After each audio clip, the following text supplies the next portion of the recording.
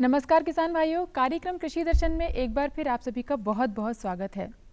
किसान भाइयों, हमारे कार्यक्रम में हर बार हम आपके लिए लेकर आते हैं खेती बाड़ी से जुड़ी वे सब तमाम जानकारियां जिनसे आप अपनी कृषि को और अधिक उन्नत बना सकते हैं।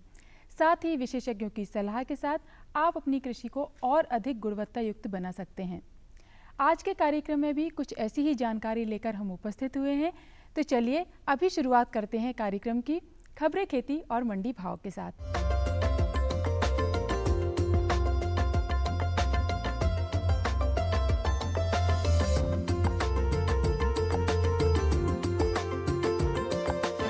नमस्कार किसान भाइयों, खबरें खेती में आपका स्वागत है। आइए नजर डालते हैं आज की खास खबरों पर। 70% क्षेत्र में रबी बुआई पूरी, गेहूं फसल में जल प्रबंधन, सब्जियों में कीट नियंत्रण की सलाह, जीरे में उर्वरक प्रबंधन और पशुओं को लंगड़ा बुखार से बचाएं। प्रदेश में रबी फसलों की बुआई 70% क्षेत्र में पूरी हो गई है। कृषि संचालनालय से प्राप्त जानकारी के अनुसार अभी तक 82 लाख हेक्टेयर में रबी बुआई पूरी की जा चुकी है, जो कि पिछले साल से 32% ज़्यादा है। सबसे अधिक 38 लाख हेक्टेयर में गेहूं बोया गया। चने की बुआई 32 लाख हेक्टेयर में हुई है। रबी की दलहन फसलों की बुआई 36 लाख हेक्टेयर में हुई है। मसूर की बोनी 6 लाख एवं मटर की 3 लाख हेक्टेयर में बोया गया है। तिलहनी फसलें 8 लाख हेक्टेयर में बोई गई हैं। सरसों की बोनी सबसे अधिक 6.5 लाख हेक्टेयर में की गई है। गेहूं फसल में क्रांतिक अवस्थाओं पर सिंचाई करके उपलब्ध सिंचाई जल का अधिक से अधिक लाभ उठाया जा सकता है। गेहूं की फसल में सिंचाई योग्य महत्वपूर्ण क्रांतिक अवस्थाएं शीर्ष जड़ निकलते समय, कल्ले फूटते समय, तने में गांठें बनते समय, बाली निकलते समय, दाना बनते समय एवं दानों में दूध बनते समय होता है। गेहूं की कुल जल मांग 45 से 50 सेंटीमीटर होती है। पर्याप्त मात्रा में सिंचाई जल उपलब्ध होने पर उपरोक्त क्रांतिक अवस्थाओं पर सिंचाई करें। सेम, आलू, मिर्च, गोभी, टमाटर आदि फसलों में किसानों को कीट व्याधियों के प्रबंधन की सलाह दी गई है। सेम, पत्ता गोभी एवं मूली में माहू कीट और मिर्च टमाटर में जैसिड एवं थ्रिप्स रस चूसक कीटों की समस्या देखी गई है। रस चूसक कीटों से बचाव के लिए एसीफेट 75% एसपी, फ्लोनोकेमिड 50 WG 3 मिलीलीटर पानी या oxy demeton methyl 25% EC 2 millilitre प्रति पानी में घोलकर छिड़काव करें। रस चूसक, बग, लीफ माइनर, फल छेदक एवं कीड़ों से बचाव के लिए मोनोक्रोटोफास 36% SL 2 मिलीलीटर प्रति लीटर पानी की दर से घोल बनाकर छिड़काव करें और आवश्यकता पड़ने पर 15 दिन बाद पुनः छिड़काव करें। कृषक दवा छिड़कने के पूर्व सब्जियां तोड़ लें और दवा छिड़काव के 1 सप्ताह बाद सब्जियों की तुड़ाई करें। जीरे की अच्छी पैदावार लेने के लिए 10 टन प्रति हेक्टेयर के हिसाब से जुताई से पहले गोबर की अच्छी तरह से सड़ी हुई खाद खेत में बिखेर कर मिला देना चाहिए। एक औसत उपजाऊ भूमि में 30 किलो नत्रजन एवं 20 किलो फास्फोरस प्रति हेक्टेयर की दर से देवें। फास्फोरस की पूरी मात्रा बुआई पूर्व आखिरी जुताई के समय भूमि में मिला देना चाहिए एवं नत्रजन की आधी मात्रा बुआई से 30 से 35 दिन बाद एवं शेष 15 किलो नत्रजन बुआई से 60 दिन बाद सिंचाई के साथ दें। बुआई के समय 20 किलो प्रति हेक्टेयर गंधक खेत में डालें। पशुओं को लंगड़ा बुखार से बचाएं। पशुओं में जीवाणुओं से फैलने वाला यह रोग गाय व भैंस दोनों को होता है, लेकिन गो पशुओं में यह बीमारी अधिक देखी जाती है। अच्छे स्वस्थ पशु ही ज़्यादातर प्रभावित होते हैं। 2 वर्ष तक के आयु के युवा पशु को यह बीमारी होती है। इस बीमारी के जीवाणु मिट्टी में होते हैं जो मुंह के घाव से पशु के शरीर में प्रवेश करते हैं। आगे ये अपने जहरीले पदार्थों से पशुओं को क्षति पहुंचाते हैं। लंगड़ा बुखार का लक्षण है कि पशु को बहुत तेज बुखार आ जाता है। पशु खाना पीना व जुगाली करना बंद कर देता है।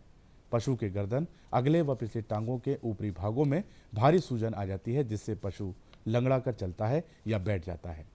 लक्षण आने के 24 से 48 घंटे के अंदर बीमार पशु की मृत्यु हो जाती है। जिस क्षेत्र में यह बीमारी होती है वहाँ पशुओं को नियमित हर वर्ष वर्षा के पहले टीका लगवाना चाहिए।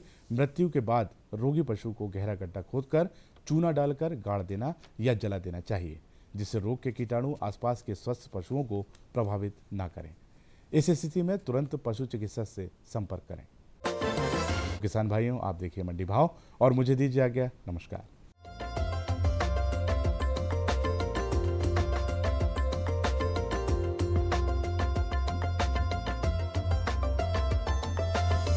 सबसे पहले जानते हैं जौ के प्रति क्विंटल भाव। छतरपुर में न्यूनतम 1,850 रुपए और अधिकतम 1,900 रुपए। कटनी में न्यूनतम 1,820 रुपए और अधिकतम 2,035 रुपए। नीमच में न्यूनतम 1,780 रुपए और अधिकतम 2,000 रुपए और सतना में न्यूनतम 1,800 रुपए और अधिकतम 1,830 रुपए। इसके बाद जानते हैं मक्का के प्रति क्विंटल भाव। बड़वाहा में न्यूनतम 1,220 रुपए और अधिकतम 1,275 रुपए। बड़वानी में न्यूनतम 1,365 रुपए और अधिकतम भी 1,365 रुपए रहा। बीकनगांव में न्यूनतम 1,171 रुपए और अधिकतम 1,520 रुपए और बीनागंज में न्यूनतम 1,225 रुपए और अधिकतम 1,325 रुपए रहा। अंत में जानते हैं धान के प्रति क्विंटल भाव। बालाघाट में न्यूनतम 1,170 रुपए और अधिकतम 1,469 रुपए। भोपाल में न्यूनतम 1,700 रुपए और अधिकतम भी 1,700 रुपए रहा। इटारसी में न्यूनतम 2,300 रुपए और अधिकतम 2,956 रुपए और जबलपुर में न्यूनतम 1,110 रुपए और अधिकतम 1,101 रुपए रहा।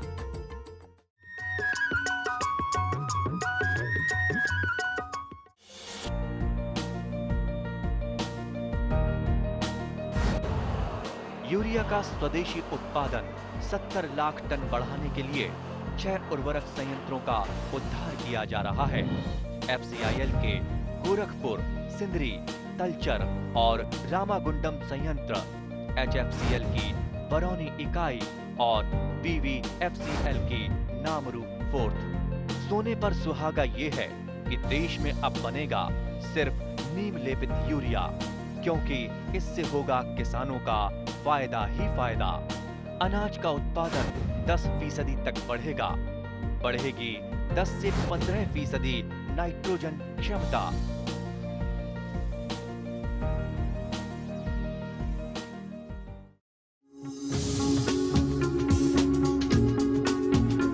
कश्मीर से केरल, अरुणाचल से गुजरात, कहानी जिंदगी की हो या खेती की हो बात, देश के हर रंग की बात राज्यों की। सोमवार से बुधवार शाम 5:20 पर डीडी किसान, बदलते भारत की शान।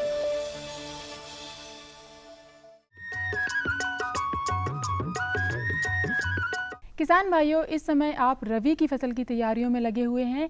ऐसे में रबी की मुख्य फसल है चना। इसकी खेती करने में सबसे अधिक अड़चन आती है इसकी उन्नत किस्मों की। यदि उन्नत किस्मों की सही जानकारी हम ले लें तो निश्चित तौर पर उत्पादन स्तर भी अच्छा होगा और साथ ही आप अच्छा लाभ भी ले सकेंगे। जी हाँ, यही विषय है आज का। तो चलिए आज इसी विषय पर चर्चा करते हैं हमारी विशेषज्ञ डॉक्टर पुष्पा झारिया से। जैसा कि हम सभी जानते हैं किसान भाइयों कि खेती के अगर क्षेत्र में हम बात करें तो सबसे जो मुख्य आदान हमारा होता है वो होता है बीज। जैसे कि हम सभी जानते हैं कि बीज जो है सबसे बहुत ही महत्वपूर्ण आदान है और ये हम प्राचीन काल से हम कहते भी आ रहे हैं कि जैसा हम बोएंगे वैसा काटेंगे। यहाँ तक कि हमारे जो संस्कृति है, हमारे जो संस्कार हैं और यहाँ तक कि संस्कृत में हमारे ये भी कहा गया है कि सुबीजम सुक्षेत्रो जायते संपदायते, अर्थात हमारा खेत जितना अच्छा होगा, हमारा बीज जितना अच्छा होगा, उसी प्रकार से हम अपना बीज जो है, बीज का उत्पादन है, अच्छी तरीके से कर सकते हैं। तो हम सभी जान रहे हैं कि आज का जो समय है हमारा, इसमें देखा जाए कि बहुत सारी हमारे जो किसान भाइयों को परेशानियां आती हैं और ये परेशानियां हमारे विभिन्न क्षेत्रों से संबंधित, जैसे कि कीट व्याधि संबंधित है, हमारे यहाँ बहुत सारी बीमारियां लग जाती हैं, रोग लग जाते हैं। इन सब से अगर हमको निदान पाना है तो हमें चाहिए कि हम अच्छी तरीके से, अच्छी प्रकार का, अच्छी उत्तम गुणवत्ता वाला हम रोगों से जिससे हमारी बचाव हो सके ऐसी हम किस्मों का उपयोग करें। खासकर मध्य प्रदेश की बात करें तो मध्य प्रदेश की जो मिट्टी है वो खासकर भारी काली मिट्टी के अंतर्गत आता है और ऐसी मिट्टी का जो पीएच है हमारा लगभग 6.5 से 8.5 के बीच में रहता है। इस स्थिति में अगर हम गेहूं की बात करें या फिर हम चने की बात करें तो ये जो गेहूं और चने हैं, अगर हम हमारे जो वातावरण है, हमारी जो क्लाइमेटिक कंडीशन है, इसके आधार पर हम अगर इन बीजों को बोएं तो निश्चित रूप से आप अच्छे से अच्छा उत्पादन प्राप्त कर सकते हैं क्योंकि हमारा जो मुख्य आदान है बीज है। किसान भाइयों, हम सभी जानते हैं कि गेहूं की जो फसल है हम 3 रूपों में लेते हैं। एक तो हम अगेती लगाते हैं जिसका समय जो हमारा है 25 अक्टूबर से लेकर 10 नवंबर तक रहता है और जो समय से बुआई होती है वो हमारी 10 नवंबर से लेकर हम 30 नवंबर तक इसकी बुआई कर सकते हैं। इसके बाद अगर पछेती की बात करें तो पछेती हम दिसंबर तक इसकी बुआई कर सकते हैं। तो आप सभी जानते हैं जैसे हमारे गेहूँ का जो अगेती का समय निकल चुका है और कुछ किस्में ऐसे जो पछेती वाली जिसको हम दिसंबर में लगाते हैं। जैसे अगेती की बात करें तो अगेती में हमारे पास अमर है, अमृता है, हर्षिता है। इसके अलावा हमारे पास ये सब ट्रिटिकम एस्टिवम यानी कि आप इनको कह सकते हैं कि ये रोटी वाला गेहूं है। और अगर हम कटिया गेहूं की बात करें जैसे ड्यूरम स्पीसीज है उसके लिए हमारे पास है मालव रत्न है, मालव कीर्ति है, मालव क्रांति है। आप इन सब किस्मों का उपयोग कर सकते हैं। ये किस्में थोड़ा अधिक समय लेती हैं यानी कि लगभग 130 से 135 दिन में ये परिपक्व होती हैं और इनके लिए ज़्यादा सिंचाई की आवश्यकता नहीं है। 1 या 2 सिंचाई इसके लिए पर्याप्त होती है। 1-2 सिंचाई में हमारा जो ये गेहूं का उत्पादन हम ले सकते हैं। अगर हम समय से बात करें तो समय की बुआई के लिए हमारे पास मुख्य किस्में हैं जैसे GW 322 है, GW 366 है और GW 273। ये हमारे विश्वविद्यालय जवाहरलाल नेहरू कृषि विश्वविद्यालय द्वारा विकसित वैरायटी है। आप इनका उपयोग कर सकते हैं। इनकी किस्में जो पैदावार भी बहुत अच्छी है और लगभग 4 से 5 सिंचाई इसके लिए पर्याप्त होती है और 55 से 60 क्विंटल प्रति हेक्टेयर ये उत्पादन देती है। अगर हम कटिया गेहूँ की बात करें तो पछेती बुआई के लिए हमारे पास जो किस्में हैं जैसे SG 2932 जिसे हम पूसा 111 कहते हैं, पूसा प्राची है, ऊर्जा किस्म है और हमारे यहाँ विश्वविद्यालय से एक और किस्म विकसित की गई है जिसे हम MP 3336 के नाम से जानते हैं। ये किस्म की खास बात ये है कि अधिक तापमान को भी ये सहन कर सकती है यानी कि आप ये दिसंबर माह से लेकर आप इसको 15 से 20 जनवरी तक भी लगा सकते हैं। तो ये जो किस्में हैं लगभग इसके लिए भी 1 से 2 पानी की आवश्यकता है और ये लगभग 45 से 50 क्विंटल पर हेक्टेयर उत्पादन देती है। तो ये हमारी जो मुख्य किस्में हमने आपको बताया है जो कि मध्य प्रदेश के लिए अनुशंसित हैं और ये किसान भाई उनको लगा रहे हैं और लगाने के बाद इसका अच्छा उत्पादन प्राप्त कर रहे हैं। चने की बात करें तो चने के लिए भी हमारे यहाँ अच्छी किस्में हैं। GG 16 है, GG 130 है, जाकी 92 18 है, GG 11 है। ये अच्छी किस्में हैं, इन किस्मों को आप लगा सकते हैं। इसके अलावा काबुली चने की बात करें JGK 1, JGK 2, JGK 3, काग 2 ये हमारे चने की बहुत अच्छी किस्में हैं। आप इनको उपयोग कर सकते हैं, इनको लगा सकते हैं। तो समय का आप निश्चित ध्यान रखें। अगर हमारा अंकुरण और सही तापमान हमारी फसल को यानी हमारे बीजों को प्राप्त होता है तो निश्चित रूप से आप अच्छे से अच्छा उत्पादन ले सकते हैं और कई सारी परेशानियों से आप बच सकते हैं। और हम चाहेंगे कि आप इस तरीके का अच्छी प्रकार का बीज इस्तेमाल करें तो आपको जो उत्पादन है जो जैसे कि सामान्य तौर पर आप अगर किसी भी फसल को लगाते हैं तो आप उसकी जो प्राप्ति अनाज के रूप में करते हैं, लेकिन आप अगर अच्छा बीज बोएंगे तो आपको उसके जो प्राप्ति होगी वो एक बीज के रूप में होगी। तो कई बातों का हमको बीज लेते समय भी ध्यान रखना पड़ेगा कि हम जो भी बीज ले रहे हैं तो उसकी कुछ क्वालिटी यानी जो उसके गुण होते हैं उसको ज़रूर चेक करके लें, यानी कि उनका समय कितना है, उनका वजन कैसा है, उनका आकार कैसा है, कहीं से टूटा फूटा तो नहीं है, उसमें जो अंकुरण क्षमता है वो कितनी है। एक स्टैंडर्ड तैयार किए जाते हैं कि अगर आपका अंकुरण बीज में इतनी अंकुरण प्रतिशत है तो आप उसको क्या कहते हैं इस्तेमाल कर सकते हैं। इसके अलावा रोग कीटों के प्रति उसमें प्रतिरोधक क्षमता है कि नहीं। अगर इन सब बातों का अगर आप बीज लेते समय ध्यान रखते हुए अच्छी बीज अगर लेते हैं तो निश्चित रूप से आप बहुत अच्छा उत्पादन को प्राप्त कर सकते हैं।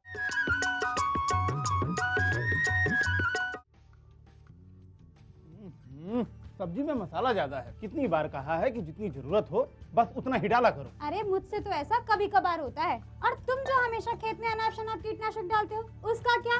ठीक ही तो कह रही है बहू। देख, खेत में उतनी ही दवा डाल जितनी जरूरत हो। याद रखो कीटनाशक जहरीले होते हैं।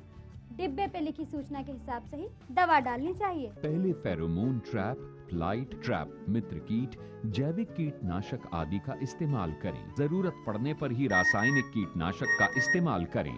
छिड़काव सुबह या शाम दस्ताने, मास्क और पूरी आस्तीन वाले कपड़े पहनकर करें। हवा की दिशा में छिड़काव करते हुए पीछे जाएं। दवा के डिब्बे, छिड़काव यंत्र सुरक्षित जगह पर रखें।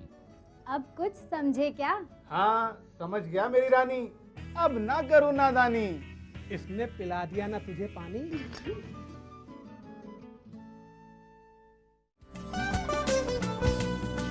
कौन कौन सी हैं सरकारी योजनाएं, कैसे उठाएं इनका लाभ, जानिए अपने गांव का हाल। देखिए चौपाल चर्चा सोमवार से शुक्रवार सुबह 9 बजे। डीडी किसान, बदलते भारत की शान।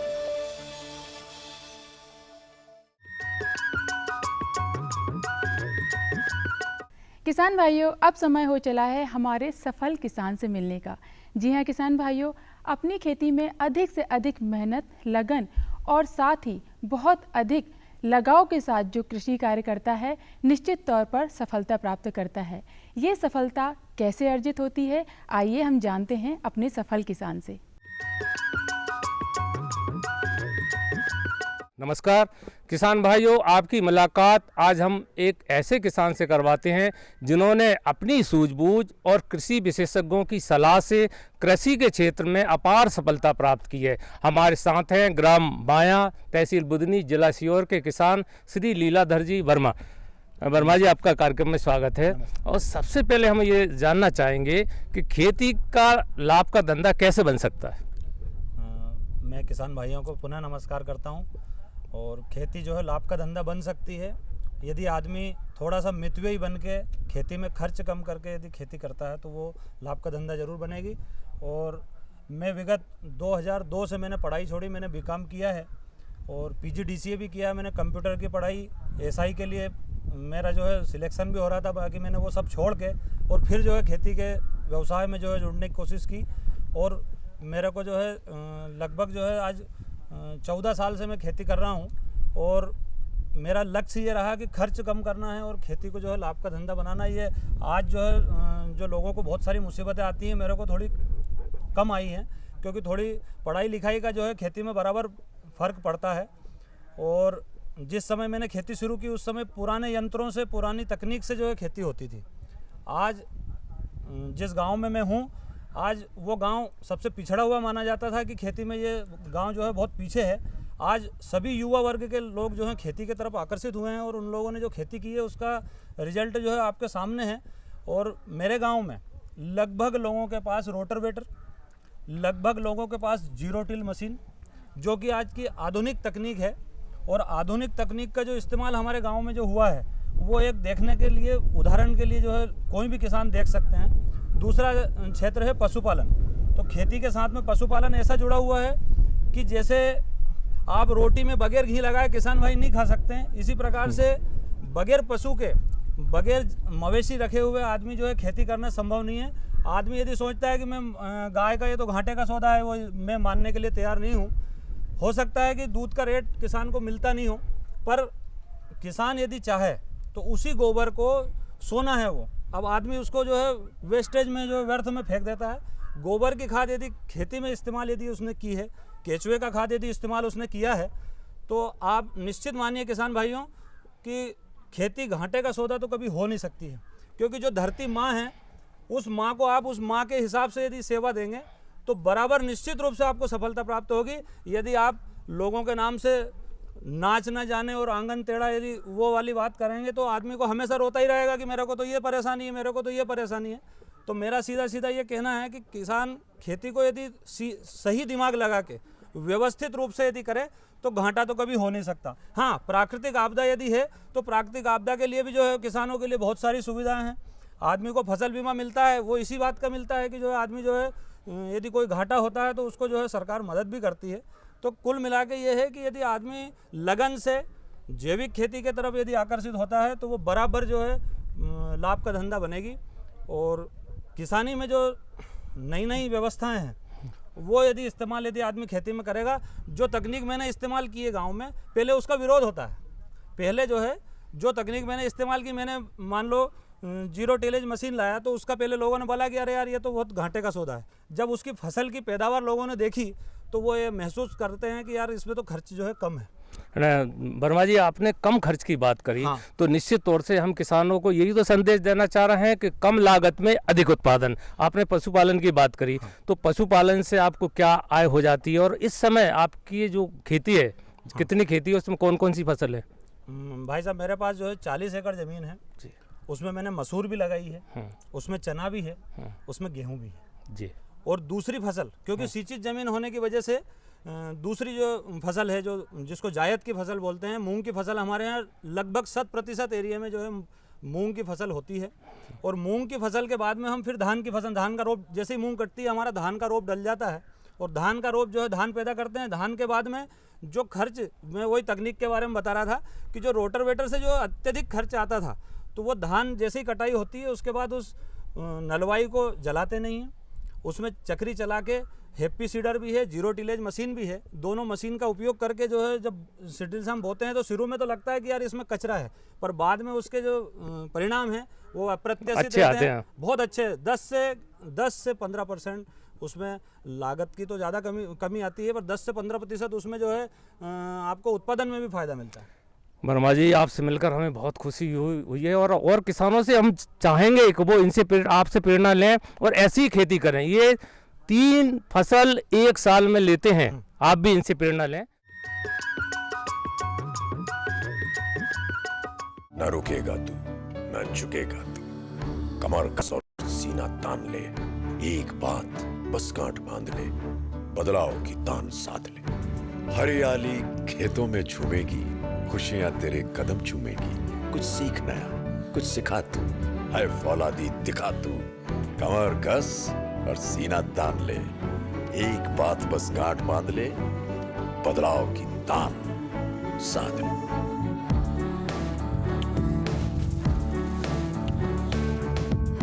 दूरदर्शन किसान, छेड़ो बातें बदलाव की। पशु नहीं अभिमान है, किसान भाई की शान है, आय का है माध्यम, परिवार का सम्मान है। पशुपालन पर आधारित विशेष प्रोग्राम हमारा पशुधन, गुरुवार और शुक्रवार शाम 5:30 पर। डीडी किसान, बदलते भारत की शान। मुद्दा 1, खरीफ की फसल का मतलब ही यह है कि भाई जो मानसून की बारिश होगी उसी पे ये फसल जो है आगे चलेगी। राय अनेक, फसलों का और प्रजातियों का चुनाव सही से करें। विषय विशेष पर होगी जमकर बात। कैसी भी परिस्थिति आएगी तो किसान डटा रहेगा, किसान डटा रहेगा तो देश के लिए अन्न पैदा होता रहेगा। देखिए विचार विमर्श शुक्रवार शाम 7:30 पर। डीडी किसान, बदलते भारत की शान।